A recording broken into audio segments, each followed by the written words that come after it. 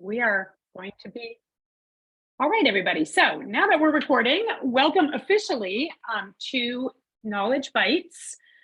We'll put up our slides here and be ready to go. So my name is Meg Staloff. I am the Southern Vermont Economy Project Manager here at BDCC.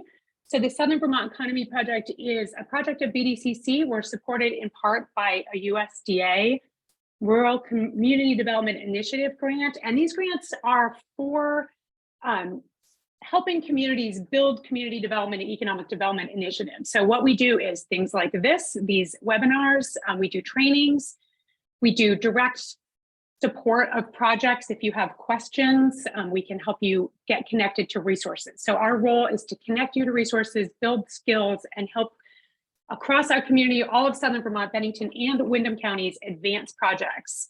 So that's what we do. I will say we have a lot of materials on our website, brattleborodevelopment.com, and you can just go to community programs, go to the Southern Vermont Economy Project, and we've got a wealth of recordings and materials on there you can use. You can also reach out directly to me, mstaloff at brattleborodevelopment.com. It's the longest email in the world, but you can find that on the website and just reach out. If there's direct things that you have questions about, our program is responsive to the needs. So if there's things that you feel like you could use help with, feel free to email, call, and we do our best to answer those or to direct you to help that we can, and we can design programs around the community needs. So today we're doing a Knowledge Bites webinar. These are a series, they're occasional, like they pop up as needed. And the point of the Knowledge Bites is to give quick hit, timely knowledge. So things you need to know right now. So these are grant opportunities that are open or soon to be open that your community can use now. So we don't, these are really timely. We do record them, so you can go back to them. And sometimes there's you can go back through the archives and get general information as well. Today, we're here to learn more about the MERP grants. These are the Municipal Energy Resilience Program grants, and it's a multifaceted program. And really the purpose today is to help you be sure that you're getting some questions answered and connecting to your regional planning commission. So we have Callie Fishburne from Bennington County Regional Commission. And we also have Margot Gia and Mike McConnell from Windham Regional Commission. So they are charged with helping shepherd communities into this program. There's also some statewide webinars coming up that will sort of dive deeper or broader into these. So VLCT, the Vermont League of Cities and Towns, has scheduled a webinar for April 18th, and Kelly has told me that that registration is already open, and she can drop the link to that in the chat if you don't mind, Kelly, and we'll make that available. And then also VCAN is the Vermont Community Action Network, is that right? They're gonna, like all the acronyms, they will do a webinar on May 3rd as part of their monthly series that is focused really for energy committees. And that's sort of still TBD, but we'll get the information up. If you're not subscribed to our Southern Vermont Economy newsletter, we send that out. You can subscribe via the brattleborodevelopment.com website, and we do include links to all things like that are upcoming. So it's a good thing to scroll through and take out of that that newsletter. What you need comes out every 2 weeks. So that's all about me and my program. Let's dive into it. So we're first going to have, why is this? Okay, okay. Now my screen is not wanting to, there we go. Okay, I just have to hit the button. The Municipal Energy Resilience Program, MERP. So Callie, you're gonna, no, Margot's gonna take it away. That's Margot's purple slide. Yeah. Okay, Margot, take it away. Welcome everyone. We're so glad you're able to join us this afternoon and learn a little bit about the Municipal Energy Resilience Program. So you'll often hear it and see it written as MERP. So when you see or hear MERP, know that this is the program we are talking about. It's less of a mouthful than the full name. So if we could go to the next slide.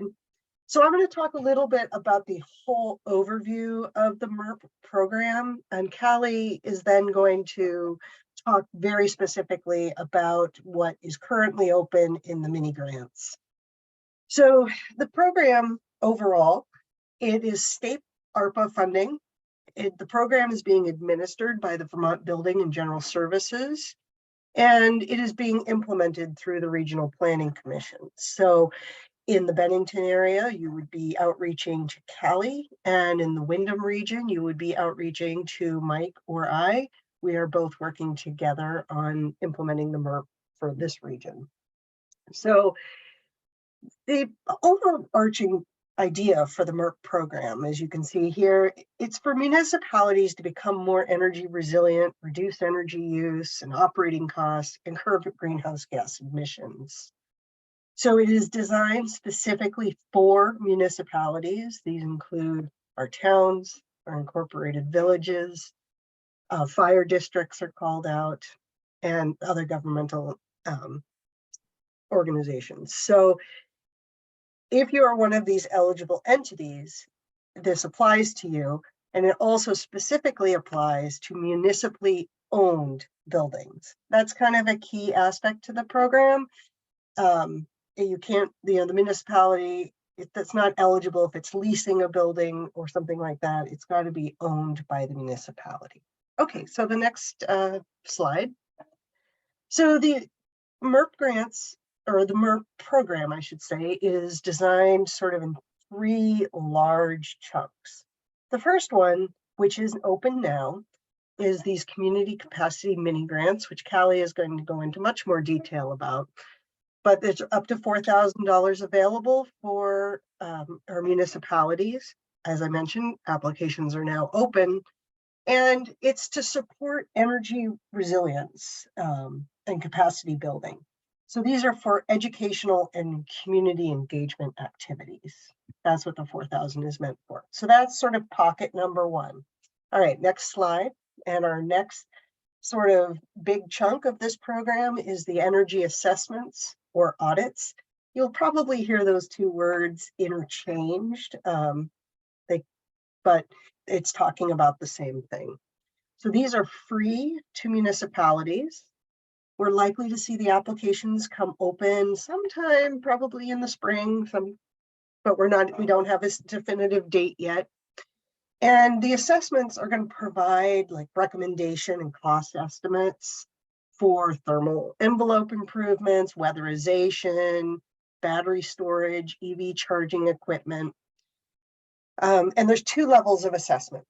So municipalities can apply for a level 1 assessment, which is a walkthrough assessment, takes about an hour and a half. Many people are wondering, well, why, we had an Efficiency Vermont walkthrough a couple years ago. How is this different? Well, there's a lot of things that will be similar. And if you do have those previous audits of a building, they're very helpful to have and provide to the auditors so that they can utilize that and help move your building along a little further in recommendations.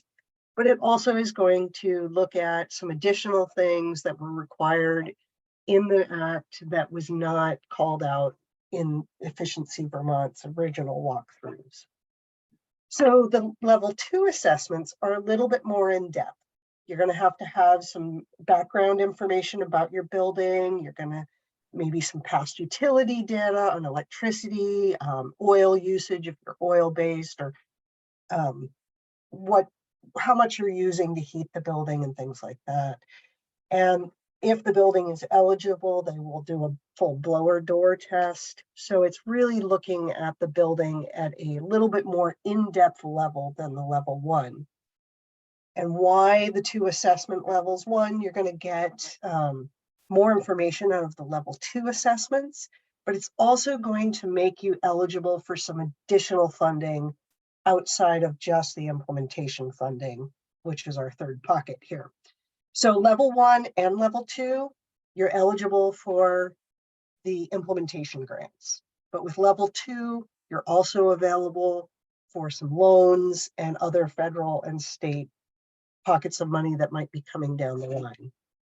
So the recommendation that we currently have is that you need to take a look at prioritizing your buildings. We know that there is funding out there to have every community receive at least one energy audit or assessment.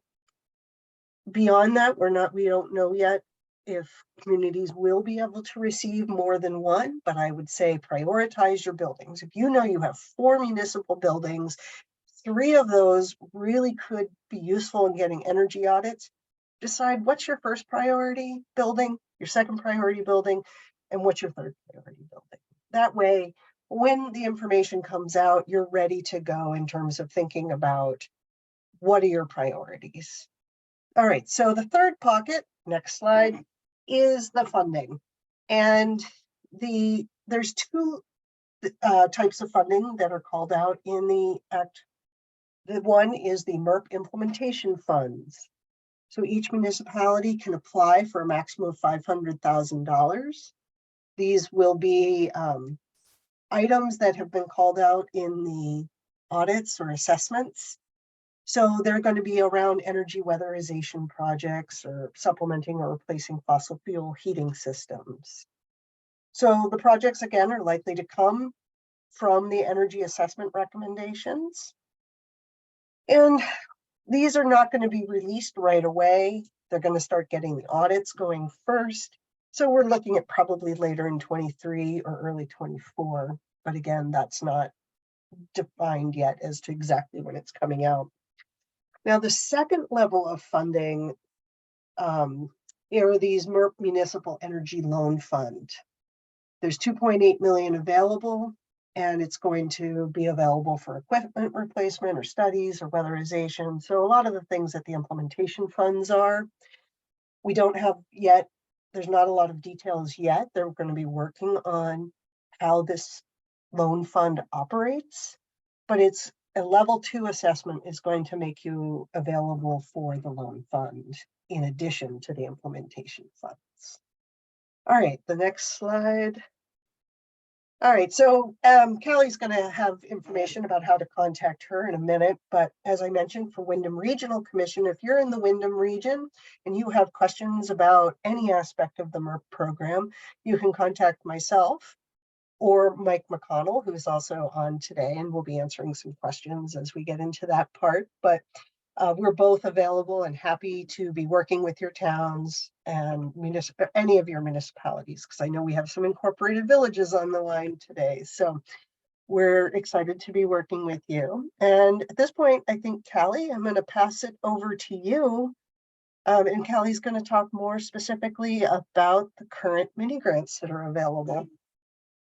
Just going to jump in. I forgot to say that if you have questions that you want to be answered and you don't want to forget them, please feel free to enter them in the chat now. And then once Callie does her presentation, we'll just stop screen share and open up for questions. But just if you have something that came to mind, either jot it down on your notepad or just type it right into the chat. So Callie, here you go. The community capacity building mini grants. Take it away. Great, thanks. As we've said before, I'm Callie Fishburne. I am a regional planner at the Bennington County Regional Planning Commission. The few people I've seen on this webinar from Bennington, I know you already, so you probably know me too. But and I'll just say real quick note before we go into community capacity mini grants on the building ownership piece. Now, we just got this sort of confirmed yesterday, so apologies. And we just sent out I just sent out the notes and the announcements to the other regional planners at the end of the day yesterday. So sorry, Mark and Mike, I don't know if you saw this information in time, that we did get it confirmed from BGS that if a municipality has a perpetual lease on a building, it will be eligible at least for the assessments. We're not sure about implementation grants yet, but I've had a peek at the draft assessment application that's being put together, and they have perpetually leased buildings on there. So if your municipality has a perpetual lease on a building that they're using for municipal functions, it will be eligible for an assessment, possibly implementation grant as well. But again, if you have a specific case or you're unsure about it, please, reach out to your Regional Planning Commission contact. So I'm sorry, Margot and Mike, I didn't, get you the information on that probably in time for you to have it in your slides. So Okay, so going back to the community capacity mini grants, this language here is just briefly what is in actually Act 172. So you can see the language that enables the mini grants is actually pretty vague. It's, just not more than $4,000 to each covered municipality to facilitate community meetings and communication about municipal energy resilience. And that's so broad, it could encompass so many different things. Next slide, please. So just some basic information about the mini grants. The application is live on the MERP webpage, and my slides later on show actually some more screenshots about that. But there's no rush to immediately go and apply as soon as this webinar is over for fear of missing out. There is currently no closing date or closing window for these, applications. So you can wait to, think more about, how your community, your energy committee, what have you would like to use this money for. But if you've already got an amazing idea and you want to go apply right after this, you certainly can as well. Municipalities can apply jointly for a mini grant. For example, if an incorporated village and the town it's within wanted to apply together, you could, but the maximum award would be no more than $4,000. BGS is reviewing applications as they come in batches, and they are planning to turn around application award decisions pretty quickly. Last we heard from them, they've already gotten about 30, and they've already, had a meeting to start reviewing those. So, I can't give you a specific timeline of, yes, you'll hear within 2 weeks or so, but they are reviewing as they come in and trying to turn those out pretty quickly. And the grant itself will have pretty simple reporting requirements. So next slide, please. Okay, so what can the mini grants be used for? I know because they're so, the language around them is so broad and vague, it can almost be confusing of what they can actually be used for. So here are some specific examples. This is not an exhaustive list, but just some examples that I've heard from folks in my region, as well as just things we've talked about and confirmed with BGS. So, putting together a mailer, a flyer, that sort of thing, with energy efficiency information, like how to sign up for a home energy audit, or rebates for your home through Efficiency Vermont. You can develop those flyers, mail them out, distribute them. If you wanted to do, an education campaign on social media, or update your municipal website and add a new section with energy efficiency information, you could, use the funding to hire a web developer or pay your existing web developer to add that information to the website. If you have a population in your community or a large population whose first language is not English, you could, translate some materials, hire a translator to get those materials translated. You could host a public meeting or other type of event like an energy fair, where people can see electric vehicles, sign up for energy audits, learn about, Efficiency Vermont rebates, all that sort of thing. Host a training for municipal officials on energy efficiency topics. Purchase energy efficiency materials like window inserts for demonstration or educational purposes only. That's notable, and I'll get into this a little bit more in the next slide. So you couldn't, I know a lot of energy committees participate in window dressers. You couldn't use this money to get, hundreds of inserts to provide to people. But if you wanted to get a couple as part of like an education, campaign, if you wanted to table about window dressers and show people more about the program and have a window insert there to educate them, that would be eligible. So the key there is, you can purchase materials if they're for educational purposes. And then you could also, use this money for capacity building activities in terms of hiring a consultant to help with outreach, research, identify, and apply for other state and federal grants to stack or combine with your MERP funding. This is something that your RPC might be able to provide support with. And VLCT does have their federal funding assistance program that can help you navigate some of that as well.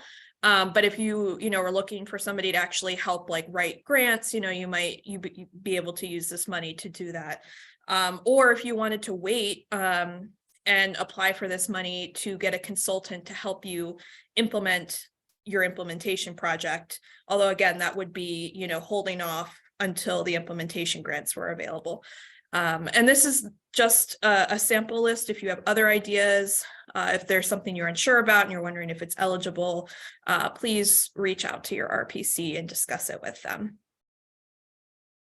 Okay, so ineligible uses, as I alluded to in the last slide, really the one thing that is ineligible is direct project expenses. So buying a heat pump, buying solar panels, buying new light fixtures for your town building, or buying a bunch of window inserts, just because that's more in line with the intent of the implementation grants. And these mini grants are really meant for education and capacity building. So, you know, for example, if you wanted to put together like a DIY kit that you use for education and purchase a few efficient light fixtures, a few window inserts, that sort of thing as like a demonstration, that is something that your, let's say, energy committee or just town had and wanted to, you know, have as a, you know, educational piece at events, that could be eligible, but you can't just, you know, buy a bunch of light fixtures to completely replace the lighting in your building, for example. Another important thing to note is that if you submit a mini grant application and say you want to buy a bunch of solar panels and that sort of thing, which is not eligible, you will be able to resubmit. So if you submit with something that isn't eligible, you haven't completely lost your chance to take advantage of the mini grant. So next, please. Oh, right. There we go. Okay, so a little bit more information about the application itself, which, as I said, is live now on the MERP webpage. It is a 23-question Microsoft form, which is very, you know, similar to like a Google form. And it's mostly basic information and certifications. It's not your typical grant application where it's asking a lot of narrative questions, and it actually doesn't even ask for a budget either. So it does, you know, ask for a few pieces of information you might need to gather ahead of time, which I have listed here. So your federal tax ID, and you will need to have the name and contact information for 3 distinct roles, although these roles could be filled by the same person theoretically. So the first one is the authorized municipal official. So somebody who is authorized to make decisions on behalf of the municipality or sign agreements, that sort of thing. So this is typically a town manager, town administrator, if you have that, or another elected official, such as a select board member or, you know, town clerk. And then the fiscal contact, whoever handles the money for your municipality, whether that's, you know, a professional finance person or the town treasurer.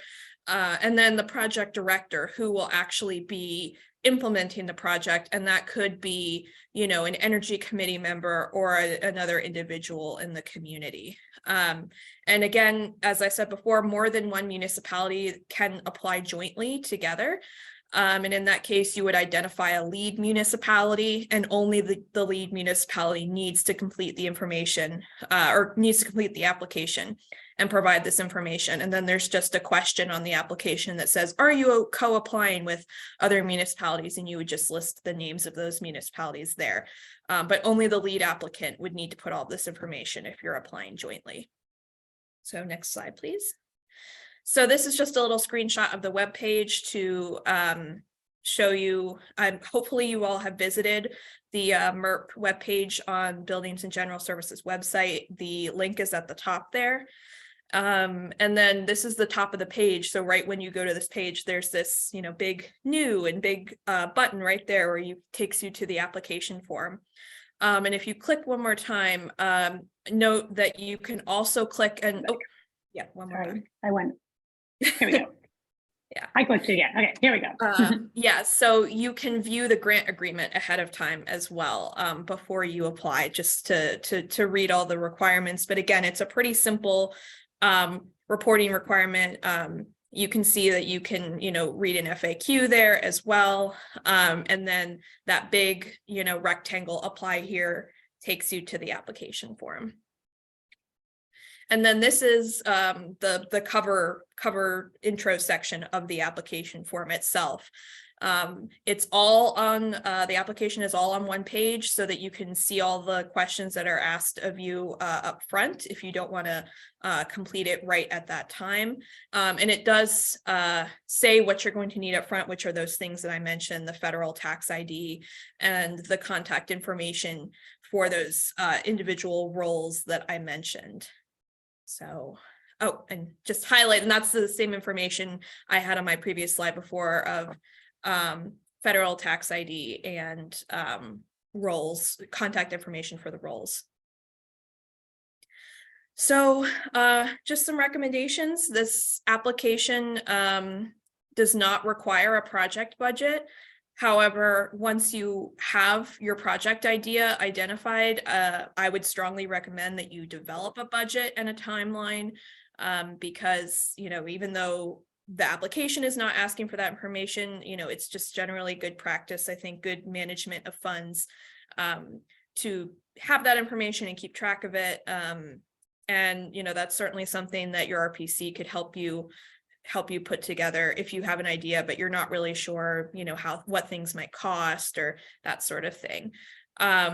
If you on this call, if any of you are an energy committee member or just a, you know, energy champion in your community, you can't just apply for this grant on your own. It does require an authorized municipal official to be the one to complete this application and then sign the grant agreement, because this program is for municipalities. So if you are not, you know, a municipal official or connected with, you know, your municipal officials now, and you're interested in applying for this grant or really for any of the other components of MERP, which will be coming down the line, really start, you know, having those conversations with your municipal officials now, because somebody from the town, you know, whether it's town staff or an elected official, will actually need to be, you know, be the one signing the grant agreement and that sort of thing. So that's just important to keep in mind. And, you know, use your regional planning commissions. We RPCs have received money from Buildings and General Services for our staff time to provide technical assistance to all of you regarding this program. So again, that's myself for Bennington County and Margot and Mike for Windham. And we can, you know, help with brainstorming ideas for what to do with mini grants or assisting with applications and answering questions. And that applies to the full MERP program too, not just these mini grants, although that's, you know, what's available now. But we will, you know, be available throughout the entirety of the program to help with, you know, assessments as well as implementation grants. And then, you know, BGS on their website has an email list at the bottom of their page where you can sign up to receive updates for when, you know, applications are available and other, you know, updates to the MERP program. So that same web page that I screenshotted the top of below, top of in the previous slide, if you scroll all the way down, there's a place to sign up for the email list. And I think I saw that somebody put the link to that in the chat. And I believe that, you know, Meg is going to have all of these resources packaged together with these slides so that you'll have access to it. So next slide. And again, that's just all of our contact information, again, as a reminder.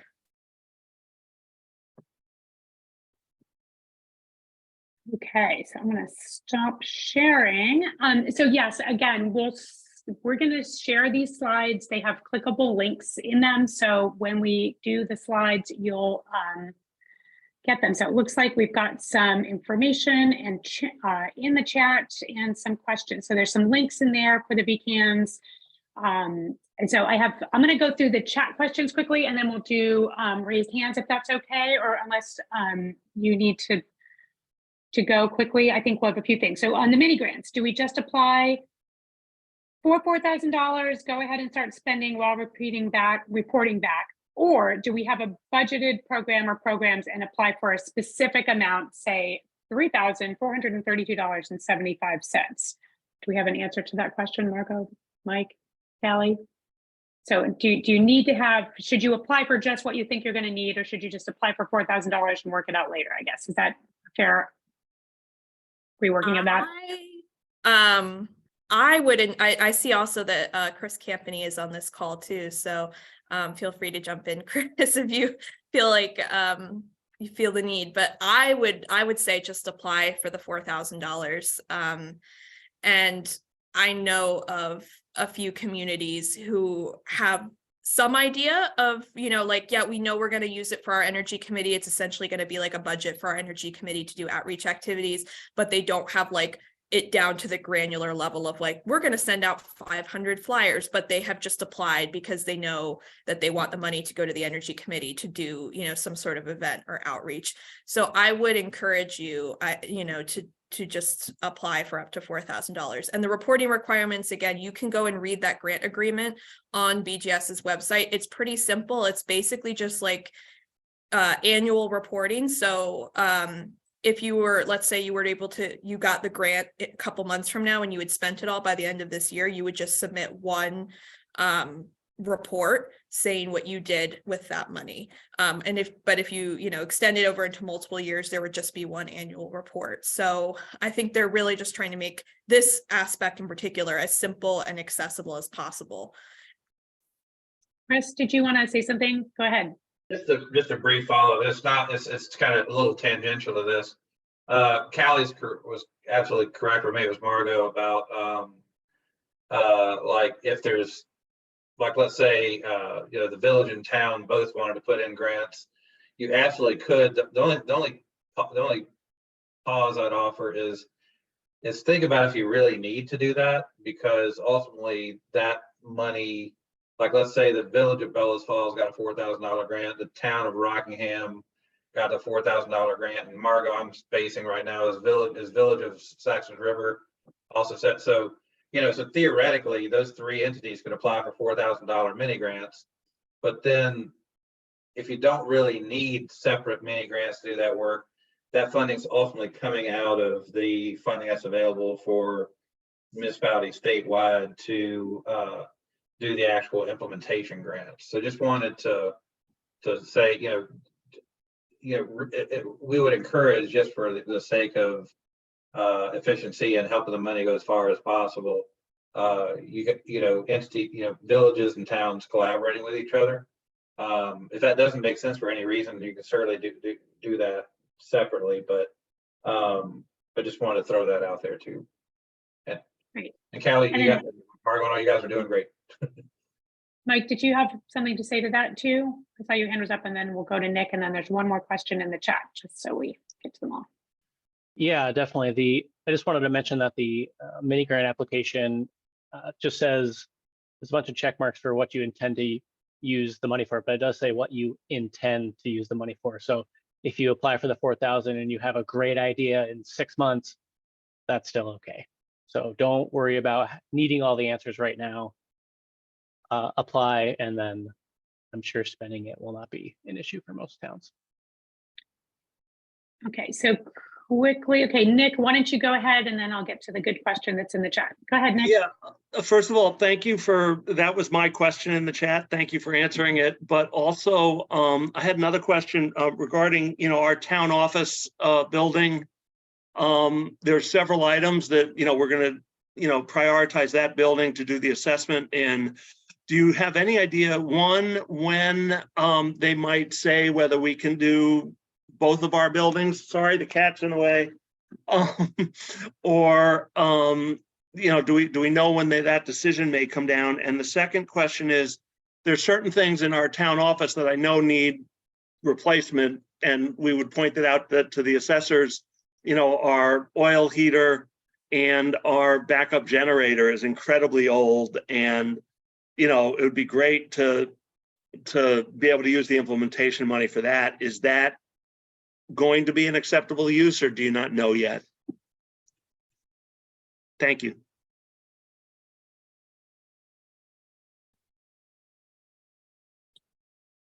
Someone want to take that on? Oh, yeah, I mean, it sounds like those would be acceptable uses. I don't think we can say right now yes or no, but and I'm sorry, Nick, I'm fairly new here, but what town do you represent?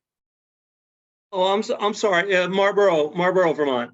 Marlboro. Okay, great. So you're definitely in the wind. The highest snow totals in the country last week. Fantastic. Yeah, we can definitely connect later on to answer those questions for sure. Yeah, Margot's been great so far. I look forward to it. And we just reestablished our energy commission, and they're chomping at the bit. And thank you for doing this. It's really, at the meetings we had a few weeks ago at Bellows Falls, my big comment was, this is so daunting. You know, as someone who's, you know, I was a television researcher and a poker dealer. I mean, you know, trying to negotiate some of this stuff, and I really thank you all for being there. Yeah, great. And I know Callie said it earlier, but I just want to reemphasize, we have money to help you guys out. We already have it. So don't worry about if you have any questions at all, let us know. We're happy to help. We want to help, and we have the time. So please do so. So I just wanted to highlight a question that came in the chat in case everyone's not reading the chat, which is totally fine because you're listening. Jeff Dexter mentioned that we had heard implementation funding was available for town hall, meeting place only type buildings, which would leave out town garages.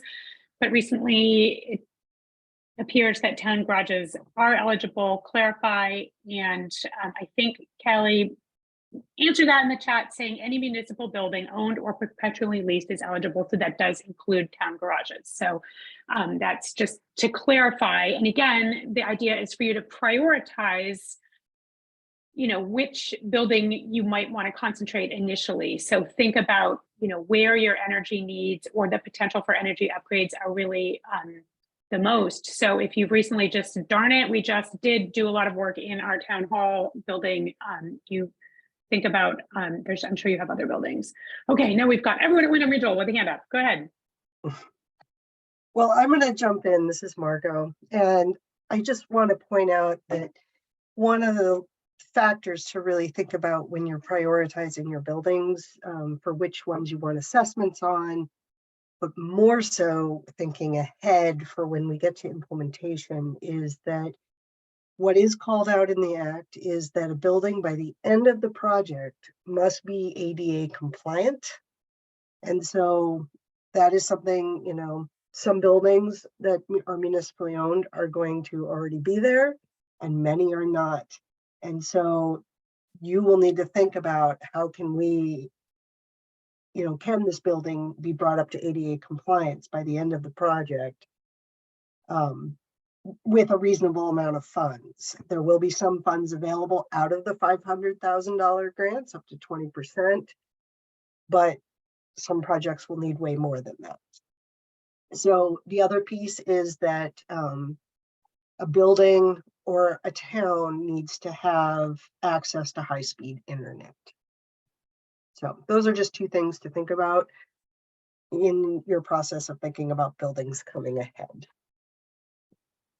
Okay, anyone else?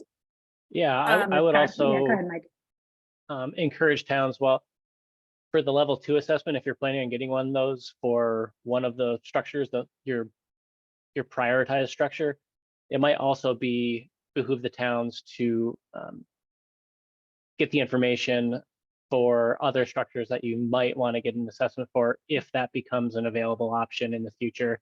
That way you don't have to scramble at the last minute to get together all the information that you might need. Thanks. Callie, did you have something to add to that? Yeah, I wanted to quickly tack on to Margot's thing about ADA compliance and high-speed internet, because we know that can seem a little bit scary and daunting to have that piece as something you commit to by the end of your implementation project. But BGS is very aware of that and is working, you know, and wants to be as flexible as possible. So, you know, if that's a concern for you, like that your building is currently not ADA compliant or doesn't, you know, feel like it might not satisfy the internet requirement, don't let that put you completely off from applying for, you know, the assessments and implementation grants. Because, you know, there is flexibility and we can work with you on a case-by-case basis, and so can BGS. So I'll just say that don't let that appear too daunting. And I just added a quick note in the chat too about the internet piece. That if your town or village is a member of a communications union district, that satisfies the internet requirements. So, you know, I think for your region, it's DV fiber. So if your town is a member of DV fiber, then you don't need to worry about the internet requirement because that satisfies it. And for those of you on the call from Bennington County, all of the towns in Bennington County are members of a CUD. So, yeah. Great, good work. It's like piece by piece, we're getting this done. Chris, did you have something you wanted to add? And then there was a quick question in the chat, and then we have one more hand raised. So we'll carry on. Yeah, just a couple of quick things. So we're also, both BGS and Vermont League of Cities and Town and all the RPC staff, we're also getting up to speed on other opportunities that exist out there in the efficiency realm. And so for instance, it may be that like if you decide you really want to go for a heat pump, a cold weather heat pump, there's going to be funding, from my understanding, substantial funding becoming available, like through the Inflation Reduction Act. But we're going to be getting up to speed. We're not going to be you wouldn't want us to, and we're not going to be in a position to actually advise you, this is what you should do. But we'll at least have the information, like, you know, hey, we understand. We can help you just kind of think through things you'll want to think about as you figure out what your project priorities are going to be.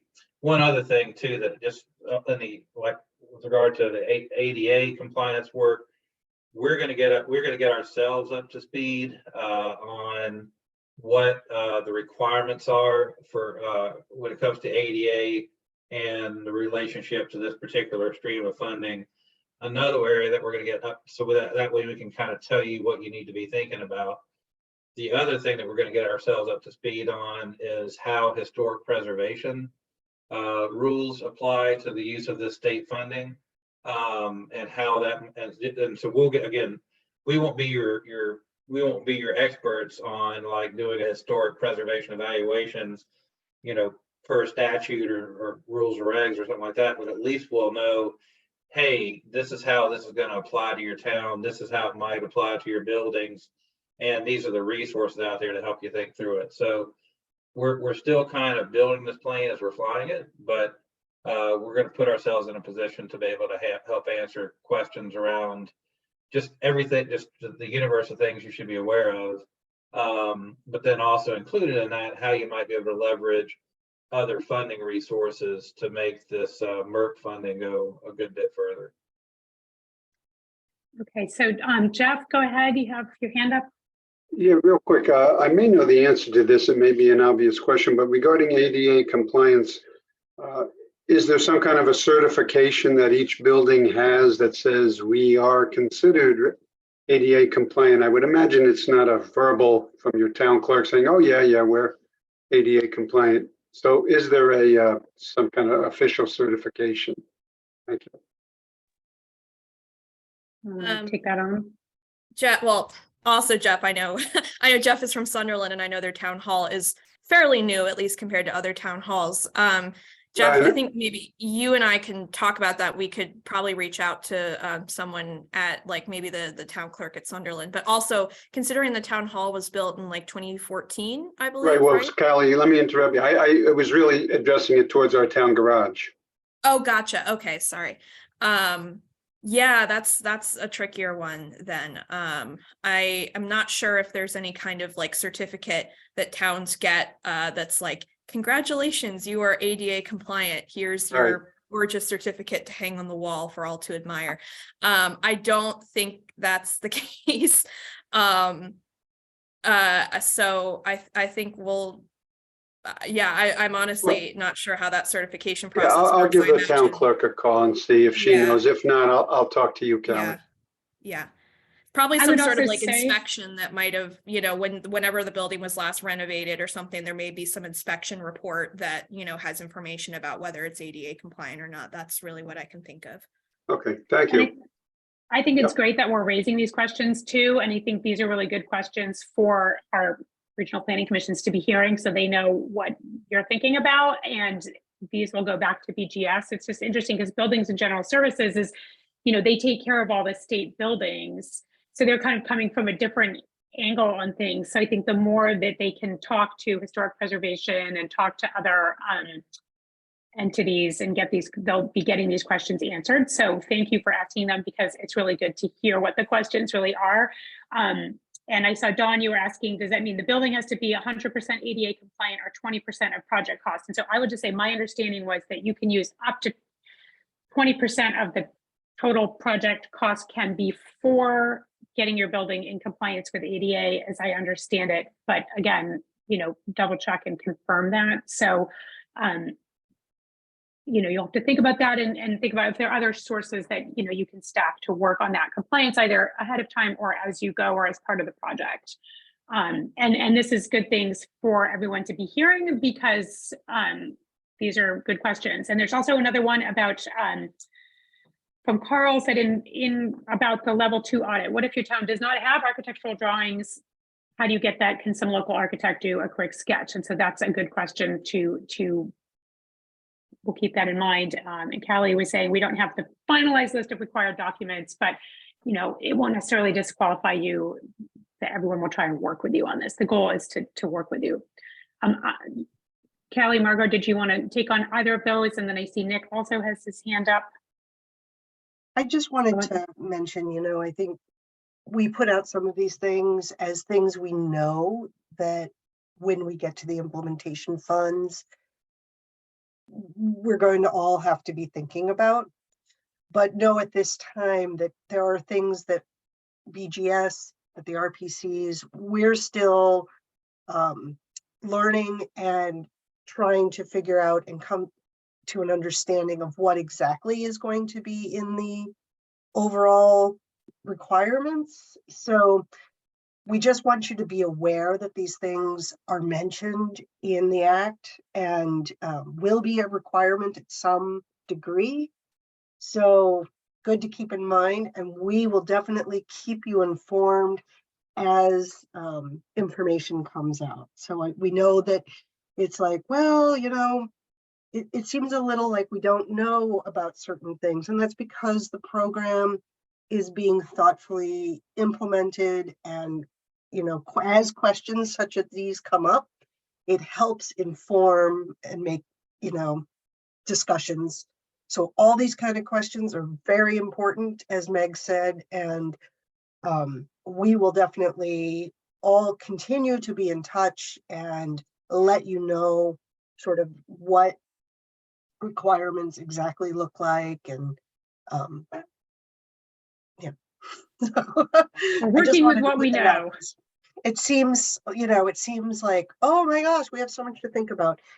And as we, you know, implementation money won't be available for quite some time.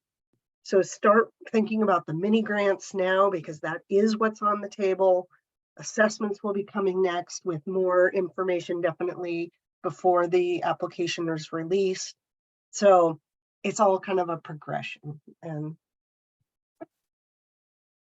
I think that's a good reminder, is to really think about the mini grants now, because it's helping to get your community in this mindset and really to advance energy efficiency like across your entire town. So we're all just sort of saying, we'll take a deep breath, and then, you know, there'll be more information about the, you know, implementation later. But for now, really do think about those mini grants, because the more attention that there is across your town to these issues, you know, the better.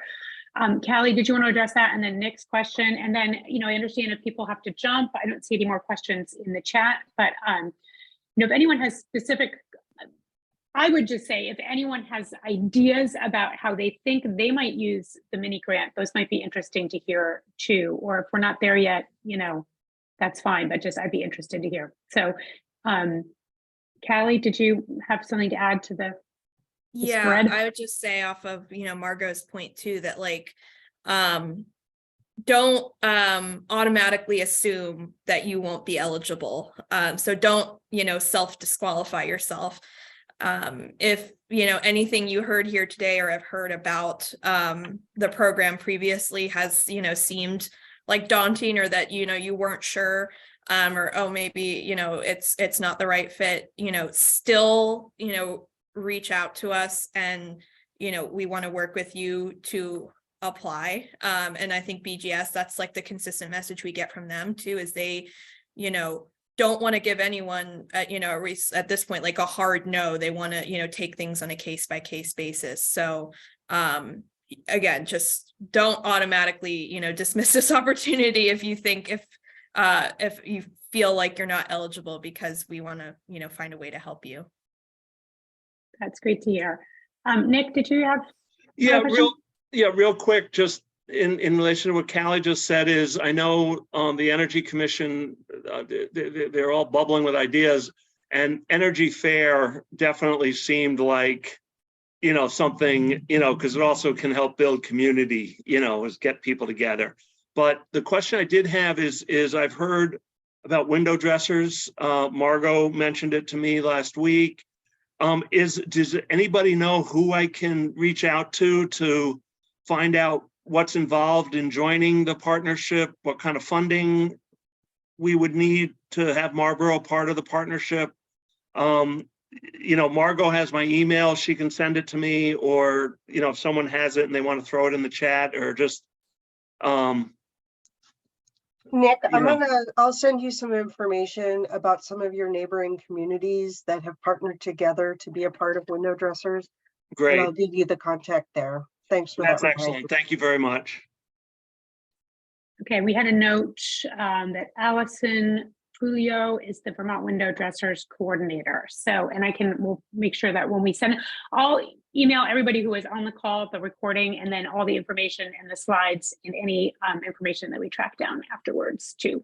So, great. So we're getting close to an hour here. So we've had some really great questions, and hopefully everyone feels not afraid, but more reassured that please. I think the best message here is that our regional commissions really are kind of the front line in this program for you to bring your questions to them. And then they are helping shape this program in a way that makes it really useful. And the idea is, it really was the legislative intent of this program really was for everybody to have access to it and to really build, energy around energy resilience.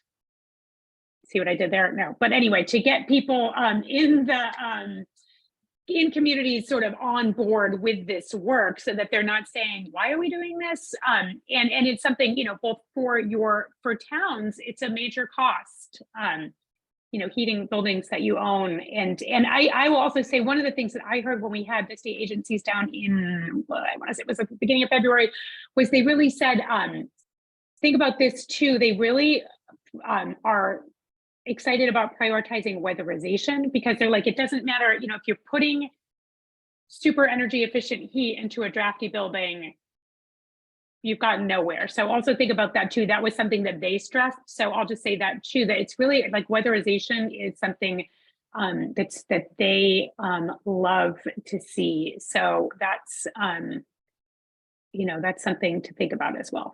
Chris, did you want to? Oh, good. We have the window dressers email has been added to the chat. Thank you so much, Stephanie, for adding that.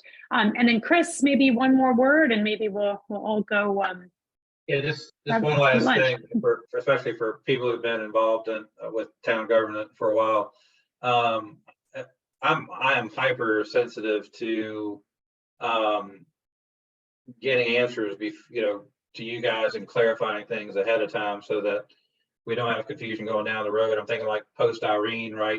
Towns thinking that they could spend money on one thing for FEMA only to tell them something else, or just other programs like that. And so just know that we're working really hard to make sure that we're giving you guys solid answers. There may be some changes, but hopefully on the along the lines of like additional things that qualify, not like, oh, these things that you assumed would qualify don't anymore.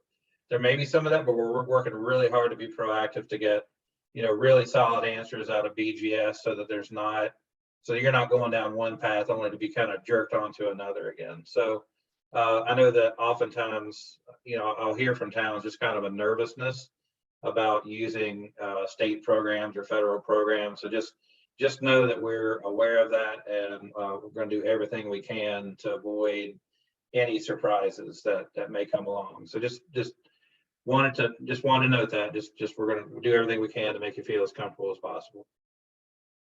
And then also just think about those mini grants, and don't forget that VLCT will have BGS themselves on a call in just a few weeks on April 18th. So we'll make sure that we get that out in our newsletter, and that will be a good chance to really go straight to the horse's mouth and ask questions. And again, this is a program they're really trying to shape for you and make it useful. So, you know, don't hesitate to ask questions, because every question asked helps. Do we have anything else for now, or just now you know, we'll send out all this information, we'll put this recording up, share it with people in your town, think about great ways to use these mini grants. You know, I think it'll be great to hear how people are using them, because it's an opportunity to really, you know, get some interest and help your community as well as your municipal buildings. So with that, I'm just going to give one final plug to the Knowledge Bites. We have another one scheduled in just a little under 2 weeks. We have Michelle Bailey from the Vermont Arts Council will be here, and she'll have some information on some programs that are available for municipal buildings, as well as if you want to spread the word to creative businesses and organizations within your community. There's a lot of opportunities with Vermont Arts Council. So that will be our next Knowledge Bites on April 4th, and we'll share all this information from today with you. So thanks so much, everybody.